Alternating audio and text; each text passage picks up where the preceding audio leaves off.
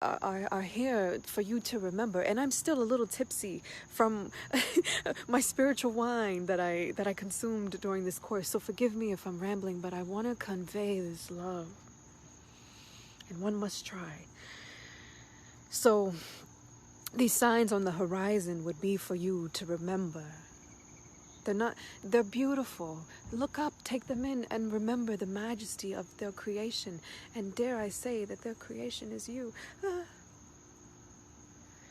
Rumi teaches that you and God are one. And the whole journey of man is coming back into that remembrance and the purification of the heart, which there are many paths, and he took the Sufi route. And oh, was he so good at it. But it doesn't mean that you must become a Sufi to do this. But whatever you become it, because your time here is short. It's limited. You won't be here forever. And chances are you won't get your body back if you lose it. So while you have it, purify it. Don't live for this world. Rumi says to be in this world as a traveler. Rumi said, you're like a cup on the ocean. Oh, look at that. Every time we see this beauty, it's as a reminder of our inward nature. Rumi said, what came first, the fruit or the tree? Now one may say the tree.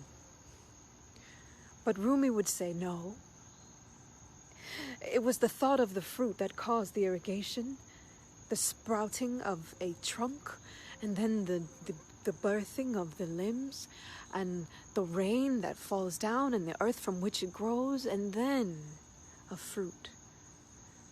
But Rumi says, don't be wise. Don't be a fool. Be wise. Because what was last was first.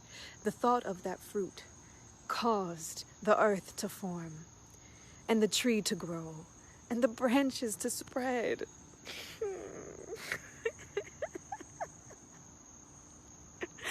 I used to be shy about this feeling I have in my heart. But now, as I see explosions, you see, and I see my brother being taken away from me on TV, and my sister shot in her bed as she sleeps.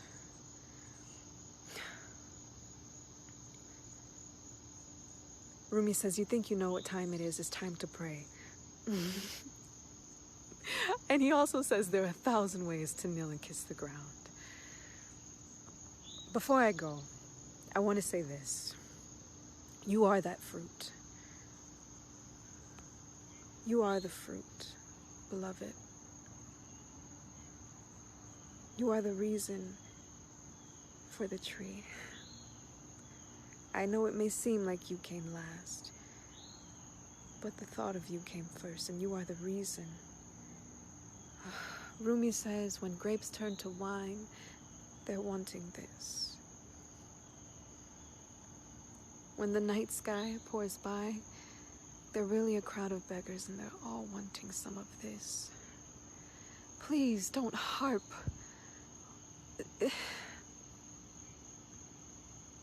I get the message. I get the essence of what he's saying. What I'm considering now is something that doesn't even need to be said. But what should be said is, God is the greatest.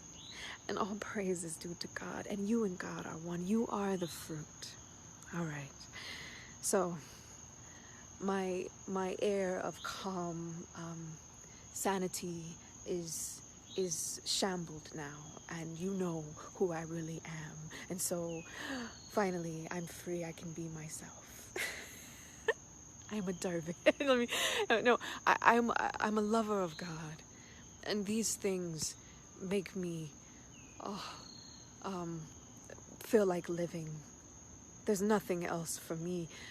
I truly must go, because it is, what Rumi said. It's the time Rumi said it is. But I must say, Rumi said that there's this one thing,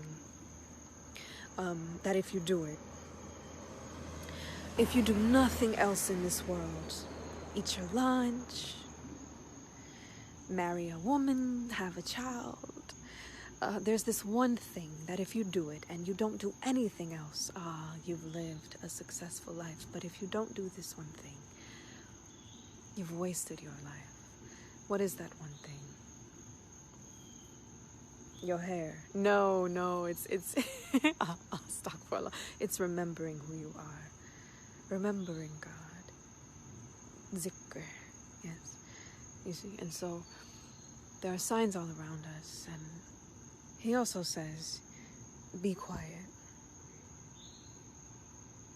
Rumi says, my disciples are quiet, for they fear that if they open their mouths, the pearl of inner sweetness might fall out. I must go.